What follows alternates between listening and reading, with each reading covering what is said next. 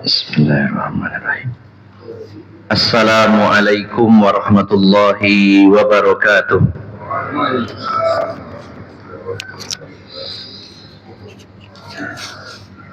Alhamdulillahilladzi arsala rasulahu bil huda wa dinil haqq liyuzhirahu 'alad dini kullihi walau karihal musyrikun.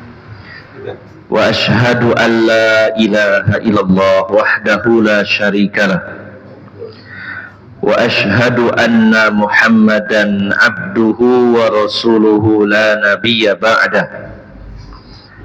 Allahumma salli wa sallim wa barik ala nabiyyina Muhammadin wa ala alihi wa sahbihi ajma'in.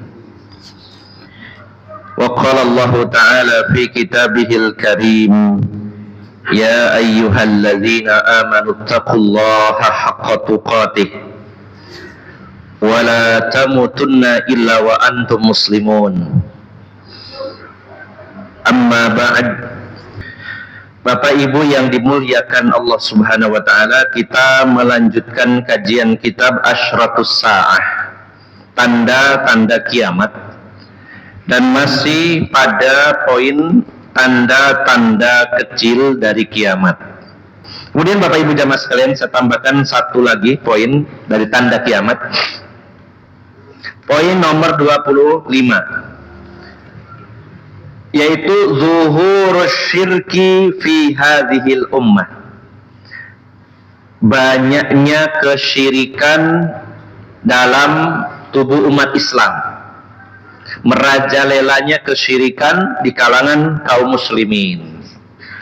Hada minal alamatil lati zaharat wa hiya fi izdiyad faqad waqa'a asy-syirku fi hadhil ummah wa lahiqat qabailu minha bil musyrikin wa abadul awsan wa banul masyahid alal qubur wa abaduha min dunillah wa qasaduha litabarruki wat taqbili wa ta'zim wa qaddamu lahan nuzur wa aqamu lahal a'yad wa katsiru minha bimanzilatil lata wal uzza wa manat au a'zamu syirkan. Tanda ini sudah benar-benar terjadi dan nampak di tengah-tengah kaum muslimin, bahkan terus bertambah. Maka sungguh fakta dan realita syirik betul-betul terjadi di tengah-tengah umat Islam hari ini. Dan banyak di antara kaum muslimin yang menjadi orang-orang musyrik pada hari ini. Mereka menyembah berhala, membuat bangunan-bangunan di atas kuburan yang dijadikan tempat-tempat ibadah, dan mereka menyembahnya selain Allah Subhanahu wa taala. Kemudian mereka datang ke bangunan-bangunan yang ada makam-makamnya tadi litabarruk, untuk ngalap barokah dan sebagainya. Mereka juga menyampaikan nazar-nazar mereka, kemudian mengadakan hari raya, perayaan-perayaan, ritual-ritual di dalamnya. Dan kebanyakan dari mereka akhirnya menempatkan berhala-berhala tadi bukan hanya batu, pohon, kayu, tapi juga kuburan-kuburan ditempatkan seperti Lata, Uzza, dan Manat, bahkan lebih dari itu. Karena Lata, Uzza, dan Manat itu adalah tokoh-tokoh di Mekah. Di antara mereka adalah orang-orang yang waktu hidupnya banyak mengabdikan dan mendedikasikan dirinya untuk masyarakat, memberikan jamuan-jamuan bagi peziarah-peziarah dan sebagainya. Setelah mereka meninggal, dibuatkan patung-patungnya dan akhirnya dijadikan wasilah antara diri mereka dengan Allah Subhanahu wa taala. Sebagaimana juga yang terjadi di zaman Nabi Nuh, ketika Wad, Suwa, Yagus, Ya'uq, dan Nasr meninggal, lalu di samping kuburannya dibuatkan patung-patung mereka, dibangun bangunan, kemudian beribadah di dalamnya. Nah, ini terjadi di tengah-tengah tubuh kaum muslimin, dan ini merupakan salah satu tanda di antara tanda kiamat. Bapak Ibu jamaah sekalian yang dimuliakan Allah Subhanahu wa taala, kemudian yang perlu dikuatkan di sini Bapak Ibu jamaah sekalian, bahwasannya ada satu berhala yang secara berulang setelah dimusnahkan, dihancurkan, dimunculkan kembali, kemudian dihancurkan lagi, dimunculkan kembali. Di antaranya sebagaimana yang diriwayatkan oleh Imam Bukhari dan Imam Muslim. Ya, ini hadis Sahih Bukhari dan Muslim dari Abu Hurairah. Beliau berkata, qala Rasulullah sallallahu alaihi wasallam, bersabda Rasulullah sallallahu alaihi wasallam, la taqumus sa'atu hatta tattariba al-yatu nisa'i Daus haula dil khalasah. Tidak akan terjadi kiamat sampai nanti ditemukan adanya kejadian atau fakta tattariba itu bergoyang-goyang, aliyat, maaf ini nusewu, aliyat itu pinggul-pinggul. Ya. Tidak akan terjadi kiamat sampai ada nanti nun sewu pinggul-pinggul wanita suku Bani Daus bergoyang-goyang di depan Zil Khulasah atau Zil Khalasah. Zil Khalasah ini adalah salah satu berhala yang ada di daerah itu dari suku Daus, Bani Daus, yaitu sebelah selatan Taif, ya, daerah selatan Taif. Dan itu sudah beberapa kali dihancurkan, tapi dibangun kembali, dihancurkan, dibangun kembali. Nah, dan mereka mengadakan ritual di sekelilingnya, di mana para wanitanya itu menari-nari. Menurut saya bahasanya Rasulullah di sini megal-megol, ya, pinggul-pinggul para wanita Daus. Nah, maka jika itu sudah terjadi, kiamat sudah dekat. Nah, ada keterangan Bapak Ibu jamaah sekalian bahwa Zulkhalasah ini berhala yang dibangun oleh suku Daus daerah selatannya Taif ini. Nah, ini pernah dihancurkan di zaman Syekh Muhammad bin Abdul Wahab, ya, di awal berdirinya kerajaan Saudi, ya, pernah dihancurkan, kemudian selesai, tapi kemudian muncul lagi. Pada zaman pemerintahan yaitu Raja Abdul Aziz bin Muhammad bin Saud, atau yang dikenal dengan King Abdul Aziz, jadi putra dari pendiri kerajaan Saudi, ya, Abdul Aziz bin Muhammad bin Saud. Maka saat itu juga terjadi penyembahan kembali berhala Zulkhalasah ini, sehingga pemerintah Saudi hanya mengirimkan dai-dai ke sana untuk berdakwah kepada masyarakat sekitarnya, dan akhirnya dihancurkan. Tapi setelah itu lama dimunculkan kembali, sampai tiba masanya di masa pemerintahan yang lainnya, ya, yaitu sama ini, yaitu Raja Abdul Aziz bin Abdurrahman Ali Saud, ya. Raja Abdul Aziz bin Abdurrahman Al Saud. Kalau sebelumnya King Abdul Aziz mengirimkan dai-dai, kalau beliau mengirimkan tentara. Nah, ini kok sudah dihancurkan, dibangun lagi, disembah lagi, dihancurkan lagi. Walaupun sebagian dari kaum muslimin ada yang bahasanya mungkin nyinyir, ini situs-situs bersejarah kok dihancurkan. Alasannya situs bersejarah. Kalau situs-situs bersejarah itu dihancurkan, tentu tidak ada Ka'bah, tidak ada Maqam Ibrahim, tidak ada Hajar Aswad, ya, tidak ada Hijr Ismail. Artinya apa Bapak Ibu jamaah sekalian? Situs-situs bersejarah yang tidak mengundang kesyirikan akan dipertahankan, bahkan dilindungi. Tapi yang mengundang kesyirikan akan dibasmi, diratakan, dihancurkan. Jadi kita harus adil dalam menyikapi, tidak menggebiah-uyah, memukul rata. Wah, ini kerajaan Saudi ini kerajaan yang suka membumi hanguskan situs-situs bersejarah. Tergantung situs sejarahnya apa dulu. Bukankah dulu ketika Fathu Mekah, Rasulullah SAW mengirimkan banyak pasukan ke beberapa wilayah untuk menghancurkan berhala-berhala. Di sana termasuk 5 berhala yang dibuat oleh kaum Nabi Nuh, Wad, Suwa, Yagus, Ya'ub, dan Nasr. Itu dihancurkan saat pasca peristiwa Fathu Mekah, penaklukan kota Mekah. Ya, termasuk juga Rasulullah menghancurkan banyak berhala, lukisan, gambar-gambar di sekitaran Baitullah. Ya. Dan juga di zaman Khalifah Umar, pohon yang bernama Zatu Anwat, di mana orang-orang musyrikin menggantungkan senjata mereka dalam rangka tabarruk, mengambil berkah, mengambil kekuatan katanya, itu ditebang di zaman Khalifah Umar Ibn Khattab. Dan itu adalah pohon yang bersejarah. Apalagi patung Wad Suwayagus Sya'ubran Nasr itu patung-patung bersejarah sejak ribuan tahun yang lalu. Tapi bila itu menjadi sebab kesyirikan, dihancurkan. Nah, maka apa yang disampaikan Rasulullah SAW ini benar-benar terjadi. Tidak akan terjadi kiamat sampai kita menjumpai wanita-wanita suku Daus bergoyang-goyang di depan Zul Khalasah. Dan ini terjadi beberapa kali. Kemudian Bapak Ibu jamaah sekalian, ada satu hadis lagi di mana Rasulullah SAW bersabda, ini hadis sahih riwayat Muslim, hadis sahih riwayat Muslim, dan juga terdapat dalam syarah Sahih Muslim Imam Nawawi, di mana Rasulullah SAW bersabda, la yadhhabul lailu wan naharu hatta tu'badal latu wal uzza. Tidak akan hilang malam dan siang, artinya tidak akan terjadi kiamat.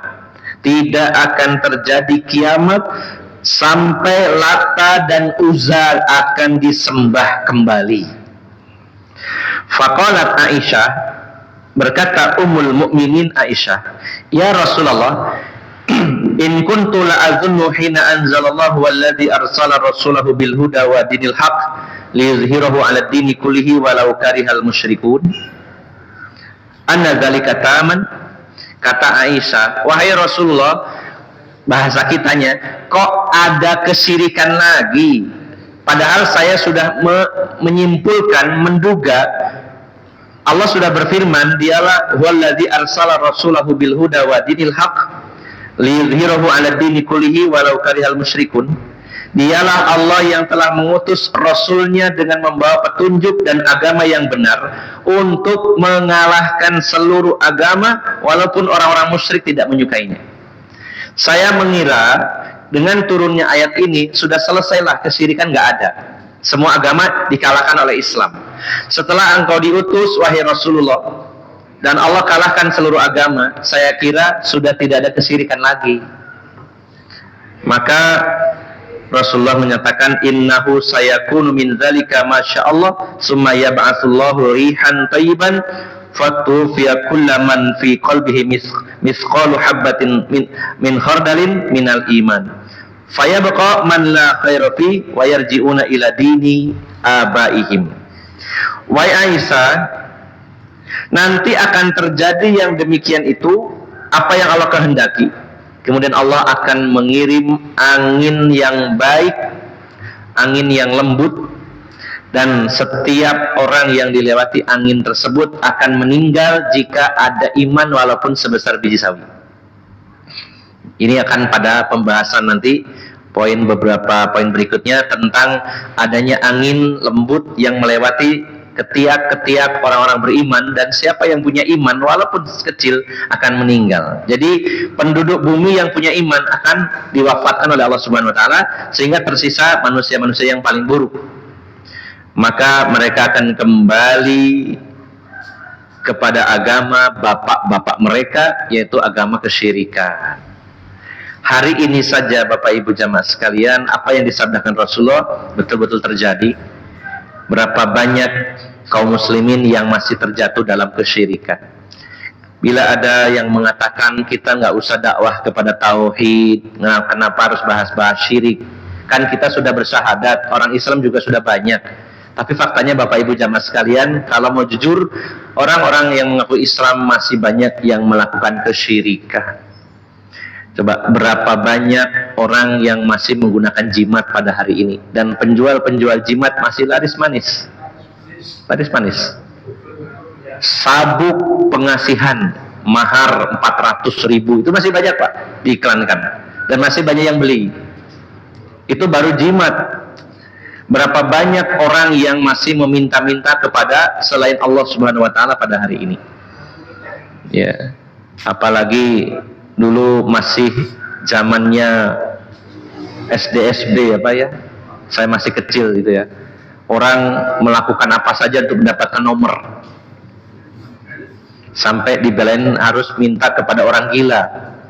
Orang gila ditanyain nomornya piro, ya, minta ke dukun, minta ke pohon, minta ke jin dan sebagainya.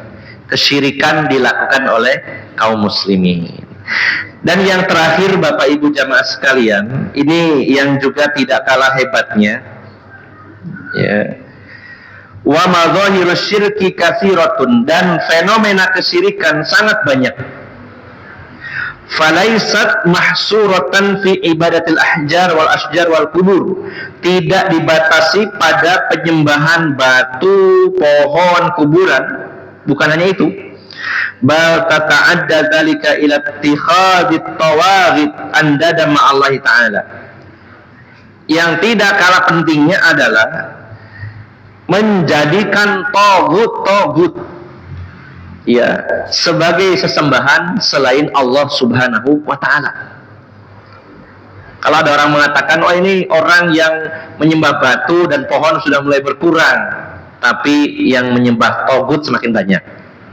Apa itu togut? Diantaranya, togut itu definisi umumnya adalah ma'ubida min dunillahi wa yardoh, seseorang yang disembah selain Allah dan orangnya ridho. Dan disembah itu, Bapak Ibu jamaah sekalian, bukan berarti orang nyembah, sujud, ruku kepadanya, tidak. Tapi ketika orang itu menyatakan sesuatu yang haram jadi halal, ini haram, dihalalkan sama dia, lalu diikuti, maka yang mengikuti ini nyembah dia.